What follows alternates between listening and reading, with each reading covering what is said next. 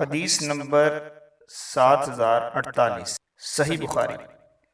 نبی کریم صلی اللہ علیہ وآلہ وسلم نے فرمایا، قیامت کے دن میں حوض کوثر پر ہوں گا اور اپنے پاس آنے والوں کا انتظار کرتا رہوں گا۔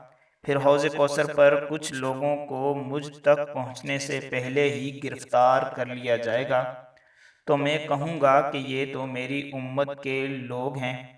جواب ملے گا کہ آپ کو معلوم نہیں یہ لوگ الٹے پاؤں پھر گئے تھے۔ ابن ابی ملیکہ اس حدیث کو روایت کرتے وقت دعا کرتے، اے اللہ، ہم تیری پناہ مانگتے ہیں کہ ہم الٹے پاؤں پھر جائیں یا فتنہ میں پڑ جائیں۔ صحیح بخاری حدیث نمبر 7049۔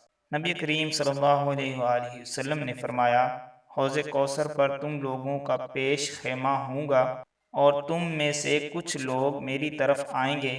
جب میں انہیں حوض کا پانی دینے کے لیے جھکوں گا تو انہیں میرے سامنے سے کھینچ لیا جائے گا۔